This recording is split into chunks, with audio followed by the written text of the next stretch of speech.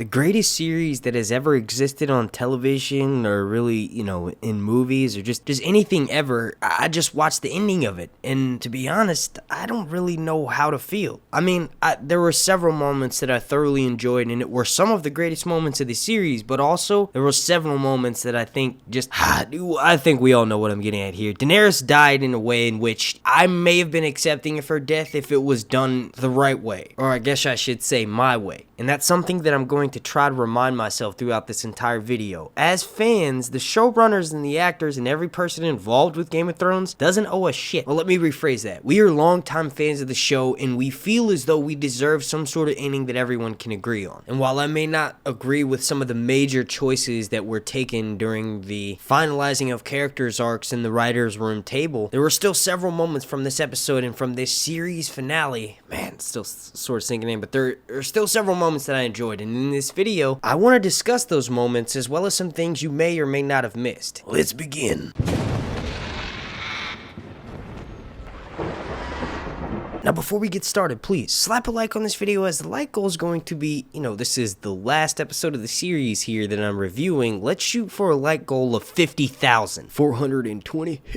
Also, make sure you subscribe. The Lone Knight is here, and it's my job to keep you entertained. And lastly, make sure every notification's turned on, so that way you get alerted every single time I drop a video. Lone Knight. Now, the first thing that I want to discuss is something that's of the utmost importance, and I feel like I need to get through it before we can get on through some of the events that I enjoyed and things that you missed from the episode. And that which I'm referring to is the fact of Daenerys has died, and me as a fan, my disappointment, and the reason why I think that was a bad writing choice. Wait, you know what? I already told not a bad writing choice, just something that I don't agree with story-wise. Now, being 100% honest, a lot of people actually enjoyed the way that Daenerys' character arc went. Me being a super fan of hers and wanting her to sit the Iron Throne and make her entire character arc actually worth something in the end is sort of the reason why I feel a bit disappointed. I feel shortchanged. I feel robbed. Daenerys got stabbed in the stomach while being kissed from Jon Snow. Jon had just been talked to by Tyrion, and what Tyrion told Jon about who Daenerys was truly as a person became true when Jon and Daenerys had their conversation. The main reason why I take issue with this is because Jon had just gotten done arguing with Tyrion, telling him that we have to give Dany a chance. You stood by her for this entire time. People stood by her for this long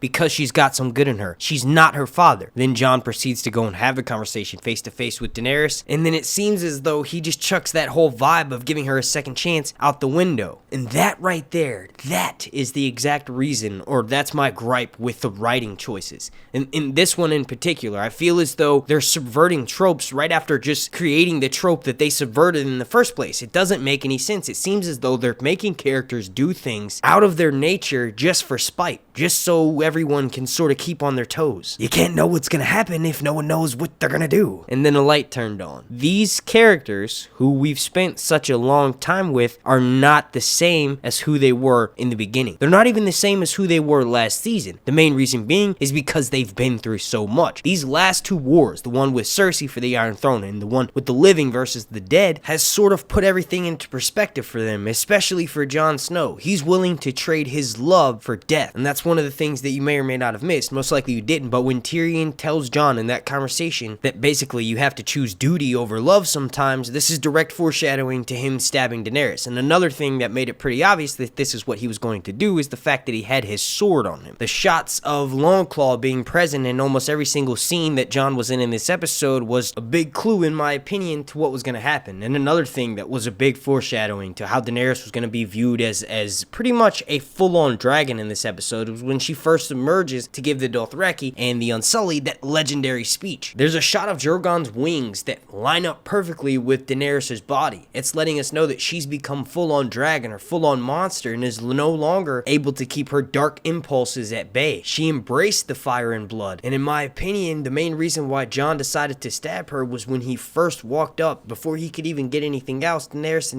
immediately starts telling him a story of her youth, not even feeling a tiny bit remorseful remorseful over the fact that she murdered thousands of innocent children. This is why Jon opens up his mouth the way he does and starts yelling at her. Now, obviously, I hated every agonizing moment of watching Daenerys lose and draw her last breath on screen, but what followed up of Drogon arriving and then burning the Iron Throne to ash, I could totally relate with. You know, in those moments, and when I first watched this scene, I really wanted him to turn that fire on Jon and burn him as well. If him and Daenerys both died in that scene, that would have been even more poetic, and I would have felt as though some justice was served for the assassination of the queen. And another thing that frustrates me, not necessarily with the writing of that scene, but just with the sort of choices that Jon Snow as a character makes. He just preaches to Tyrion about how he needs to give Daenerys a second chance, and then Jon fully makes up his mind and decides to end everything with Daenerys then. I guess the main reasoning behind that is because he saw what she was capable of, and he felt like if he hadn't have taken care of her right then and there, not only would he not get another chance, but also she would do what she did to King's Landing to Winterfell. But getting back on track on what I was saying about Drogon, one thing you may have missed of why he did the thing that he did and not kill Jon Snow is because immediately upon arrival, he smelt Jon Snow's blood on the dagger. He looked over to the Iron Throne and realized that this, in his mind, was the reason why Jon killed Daenerys. He also saw Jon and Daenerys making out, and he knew that the two of them were in love. He felt like if he let Jon Snow live with the guilt of killing the one woman he loved, that was way more punishment than burning him to the ground. So props to Drogon for being a freaking genius. And I also want to mention a theory that I was sort of working out during my live stream. Speaking of which, if you hadn't already watched that, go check the link down below in the description or the link right up here, and that'll take you straight to that live stream breakdown. But my theory is that in the successor shows, the timeline is supposed to be, you know, it's going to be called The Long Night, and we think we know the true story of how it started, but this series is going to explore the actual way that it started. Now, from what we know, the cast doesn't really appear to be too Targaryen-ish, but I'm pretty sure we're going to get some Valyrians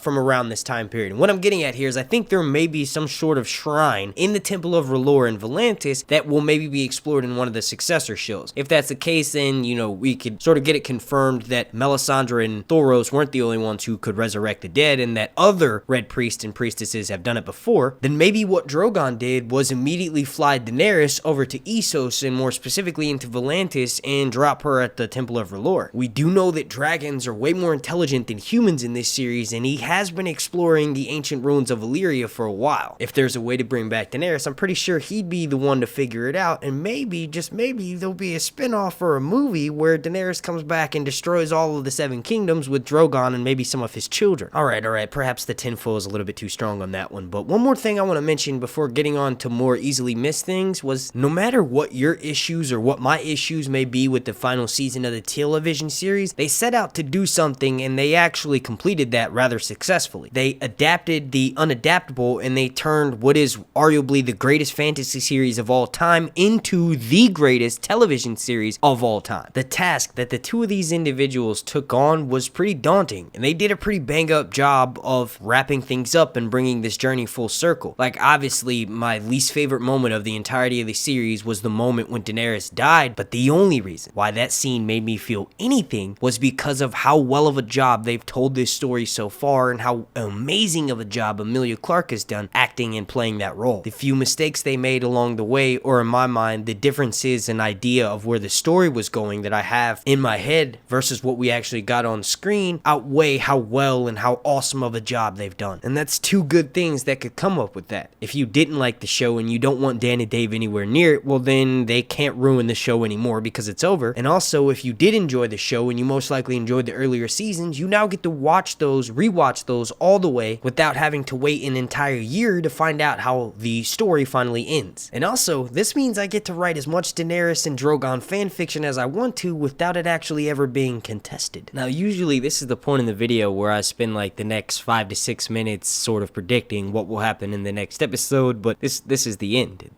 Nothing is going to happen after this. Whatever does happen in the world of Westeros, we're going to have to wait to find out until Winds of Winter comes out, or the successor shows. Speaking of which, as of right now, it's being unofficially called The Long Night, and it's set to sort of explore more of what we didn't get much of in this final season. That being the White Walkers and the Great Others, and, you know, figures from the Age of Heroes. Now, there were rumors that there are actually several successor shows in development, but I think as of right now, this one being centered on The Long Night is the front runner. I just hope that it has to do with a bunch of Valyrians, since we basically got to see the last of the Targaryens on this series. I would like to see more of Jon Snow and Daenerys' ancestors. Now, just sort of getting back on track here, something that I think needs to be further discussed is the fact that Bran is the one who sits the Iron Throne in the end. Now, Bran had to have known this all along, because this, in my opinion, is the same reason why Bran ends up telling Tyrion everything about his journey and where he's been. It's because that when it was all said and done, Bran knew that Tyrion would be his hand to the king. Now, I gotta say that this was definitely one of, if not the most shocking moments of the television series. I really didn't see this coming out of anywhere. There was not really any foreshadowing for it other than in season 8 in episode 3, when literally the entire purpose of the Battle of Winterfell is to protect Bran. It was in that episode when we realized that there's something more special to him, when Samwell explains to everyone that Bran is mankind's memories. One of the greatest tools that mankind has moving forward is learning from the mistakes of its past, and Bran, if everything were to be destroyed, then Bran would be a key figure in rebuilding society. And that's exactly what they did. So props to Dan and Dave, because not only did they subvert our expectations, but they also made it make a lot of sense. When you really think about it, if Bran had never been pushed out of the window, then this whole sort of rivalry between the Lannisters and the Starks wouldn't have really come up, which pushed on the War of the Five of the Kings, which ultimately pushed Bran out of Winterfell and north of the Wall, so that he could then discover Jon Snow's true lineage, which would ultimately push a wedge between him and Daenerys, allowing for Jon to do what he ultimately needed to do. Now, you may feel as though the last part that I just mentioned was a bit of a stretch, but we have to remember, when Dan and Dave initially started out writing this show and adapting it from the novels, they were informed by the series creator that they would have novels to sort of finish the story off of. Obviously, several choices were made, and I think a lot of those adaptations were only cut or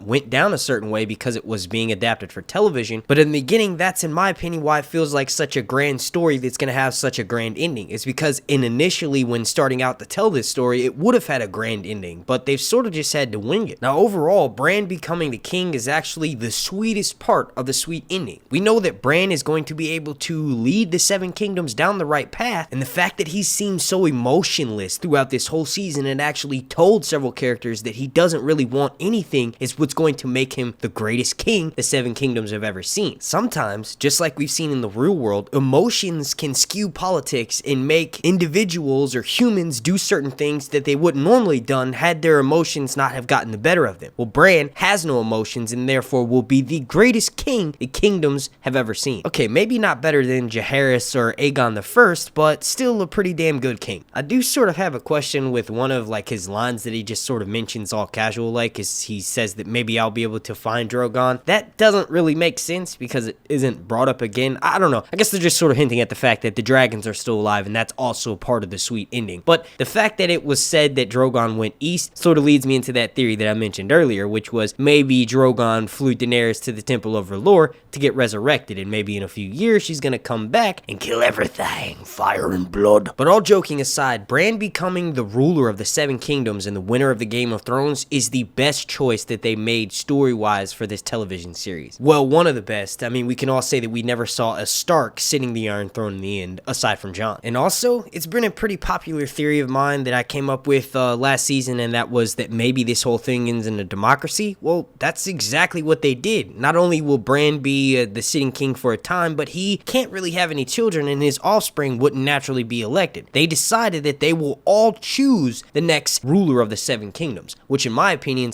ensures the safety of the realms. And that leads me into another popular theory that got proven right in tonight's episode, which was the North became a sovereign kingdom. Sansa in particular, the Starks are so fed up with how torn apart their house was, they are now in a position where that will never happen again. I'm pretty sure with Sansa being the ruler of Winterfell and the queen of Winterfell, which is all she always wanted, which was, her costume was on point, she will do what's right by the newly found Northern Kingdom, and House Stark will likely rise to be one of the greatest houses in the Seven Kingdoms under direction of Sansa. Now, speaking, since we're talking about the Starks, I guess I'll go ahead and mention Arya's fate. I'm not really that too happy about what she decided to do. And she mentioned back in season 6 that she was going to go west of Westeros when this thing was all said and done, but she sort of flipped back so many times this season. I kind of hope that she would, stay and join Gendry and unite House Baratheon and House Stark like Ned and Robert wanted them to do back in season 1. And to be honest, I don't even think I have a legitimate gripe with the way Arya's storyline turned out. I think it was just more so disappointment because it didn't happen the way I wanted it to. I kind of wanted her to either go back home to Winterfell or go be with Gendry. I also wanted her to have several scenes with Nymeria and the Super Pack fighting either Cersei Cersei and the Lannisters or the Night King and the Army of the Dead, but that didn't happen. But don't get my words twisted. I am content with how Arya's journey ended. I just think that the Starks in general, as a whole, is kind of confusing because Sansa preached to all of them that the lone wolf dies but the pack survives, and then at the very end of the story, every single Stark sort of splits off and goes in its own direction. Well, if we look at it from another perspective, they did stay together for a long time, and this whole season they worked together, and that ultimately got them to the point where they could safely split up and not have to worry about their house being destroyed. So the pack did survive. Would you all let me know what you think about Arya's conclusion and Sansa's conclusion, and Bran's as well, down below in the comment section. I guess lastly for House Stark and lastly for this video really is